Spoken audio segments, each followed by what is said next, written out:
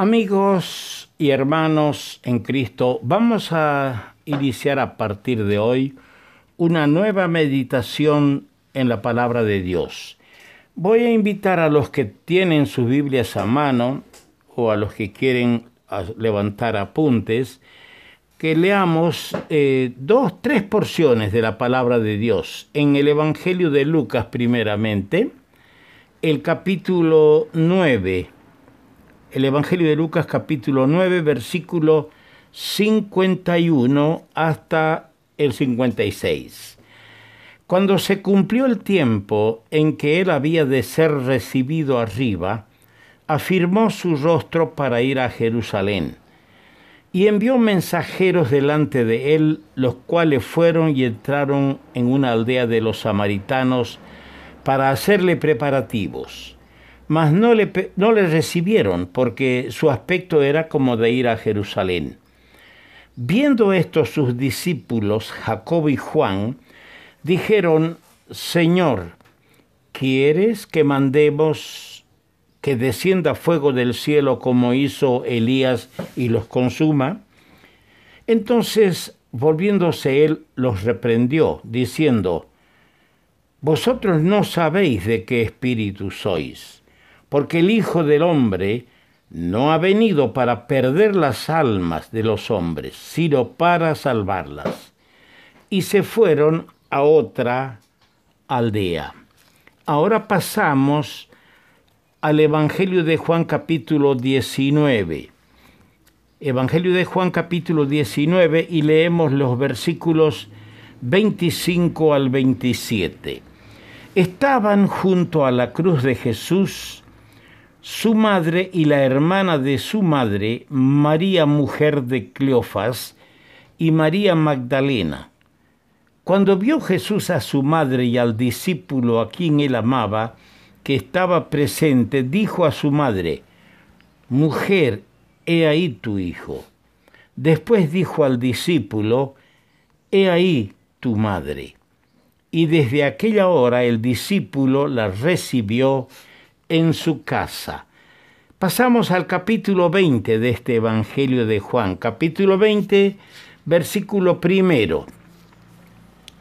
El primer día de la semana, María Magdalena fue de mañana, siendo aún oscuro, al sepulcro, y vio quitada la piedra del sepulcro.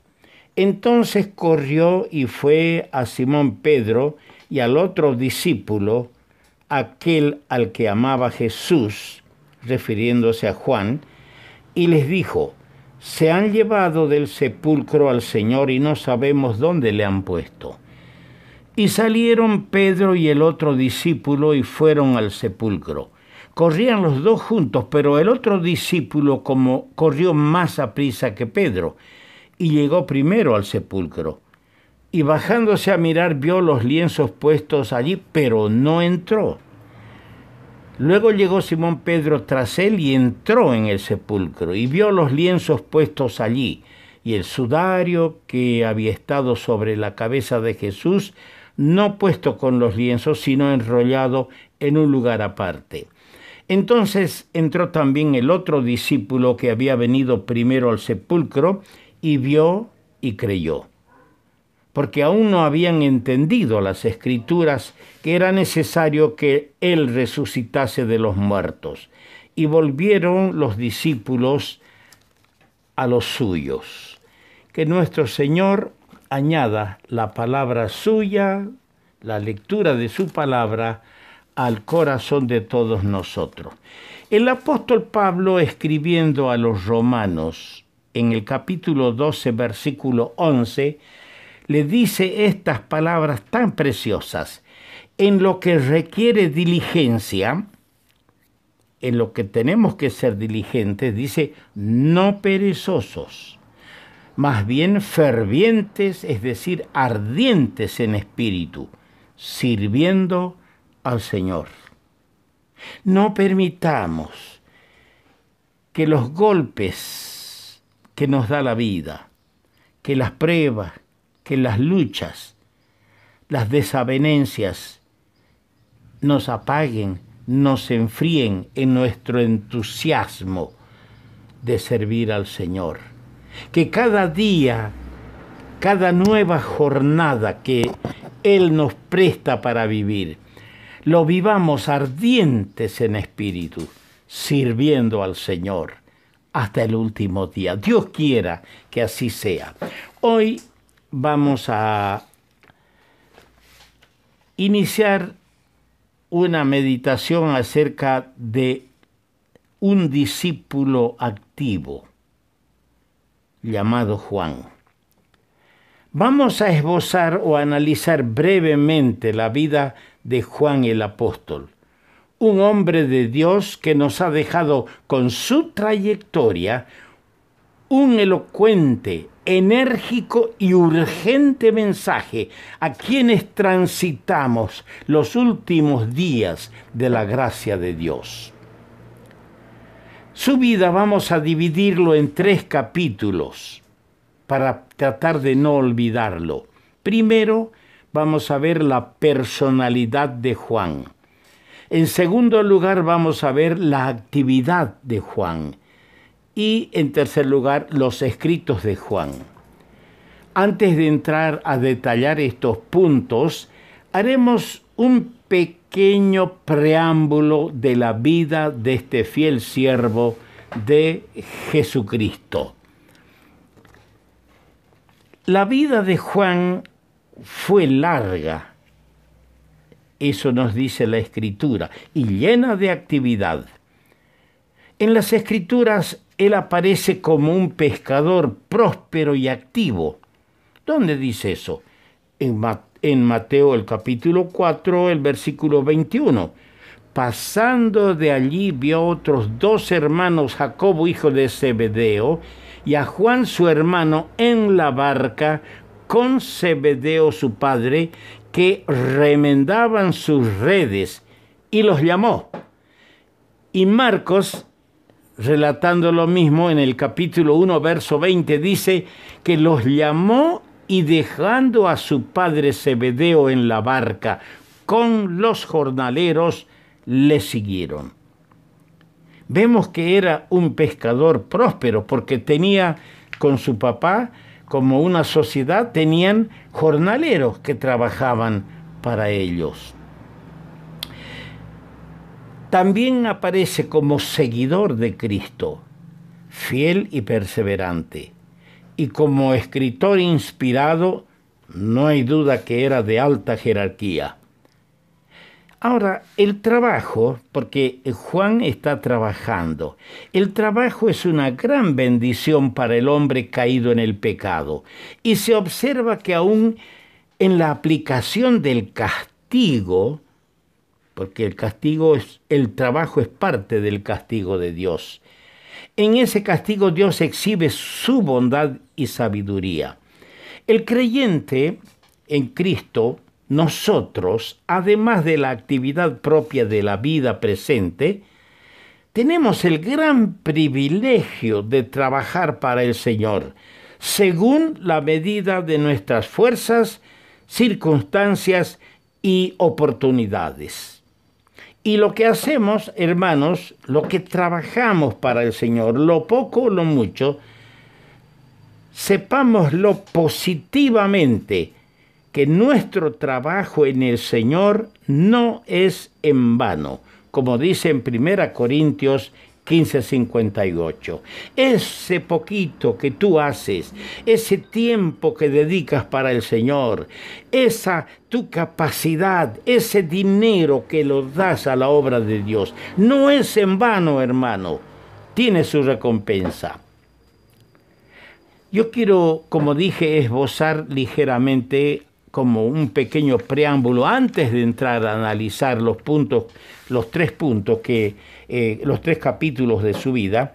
Veamos, como dije, que era un pescador próspero, pero yo veo que era un pescador humilde.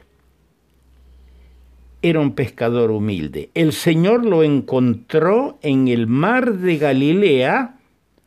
No estaba dando órdenes, sino remendando las redes. Era un pescador humilde. pero fue llamado por el Señor para un trabajo mucho más importante. Sería pescador de hombres, no en el mar de Galilea, sino en el mar de la humanidad. En segundo lugar, vemos a Juan como un discípulo amado. Dice en Juan 21:20, el discípulo a quien amaba Jesús.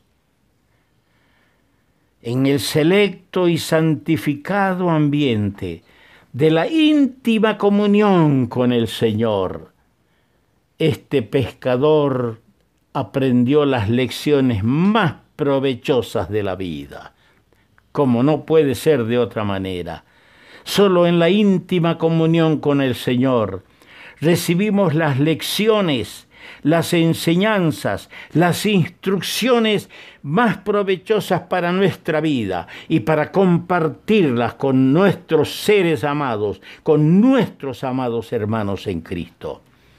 En tercer lugar, era un apóstol destacado. Se lo ve en Mateo 10:2, que en las 4 listas de los apóstoles figura siempre en el primer grupo de 4. En el primer grupo de 4 figura siempre Juan. Era un apóstol destacado. También vemos que era un siervo perseverante, porque lo encontramos así en Apocalipsis 1:1, donde se le llama siervo, es decir, siervo de Jesucristo. Desde su conversión hasta su muerte, mucho más de 60 años después, sirvió incansablemente a su Señor. Oh Señor, que nos ayudes a llegar hasta el último día de nuestra vida, como tus siervos, sirviéndote, haciendo todo aquello que está a nuestro alcance y que podamos hacerlo para ti, ardientes en espíritu. Seamos, amados en Cristo, siervos perseverantes como el apóstol Juan. En quinto lugar, fue un testigo fiel. Así lo entendemos por Apocalipsis 1:9. Ahí aparece como testigo testigo y compañero en las tribulaciones. En el ambiente solitario de la isla de Patmos, el venerable anciano, porque ya es un hombre de más de 90 años, paga el precio de su fidelidad. Exiliado en la isla de Patmos, el anciano Juan, desterrado allí por los poderes de la tierra, está pagando el precio de su fidelidad a Dios, un testigo fiel. En sexto lugar, vemos que era un escritor inspirado. Escribió el evangelio que lleva su nombre, 3 epístolas y el libro de Apocalipsis. Y qué libros, qué enseñanza más profunda de este hombre. En último lugar, era un luchador incansable. La tribulación, y de esto vale la pena señalarlo y apuntarlo a todos los oyentes de este mensaje. Estoy hablando de Juan como un luchador incansable. Por luchador está allí en la isla de Patmos, por no renunciar a su fe, por no negar a su Señor y por continuar sirviéndole y haciendo lo que a Él le agrada. Decía que la tribulación espera a todos los que pelean la buena batalla. Hermano, si entras al terreno de pelear la buena batalla, que es lo que debes hacer, debes también saber que vendrán tribulaciones. Pero yo leo y lo voy a buscar. Me viene a la mente este pensamiento precioso que tenemos en las palabras del apóstol Pablo a los Romanos en el capítulo 5 y el versículo 3. Dice: Y no solo esto, sino también nos gloriamos en las tribulaciones, sabiendo que la tribulación produce paciencia, y la paciencia prueba, y la prueba esperanza. Y la esperanza no avergüenza, porque el amor de Dios ha sido derramado en nuestros corazones por el Espíritu Santo que nos fue dado. Hemos esbozado ligeramente 7 aspectos de este discípulo activo, para luego entrar en los detalles de una vida puesta al servicio de Dios. El discípulo activo, el apóstol Juan.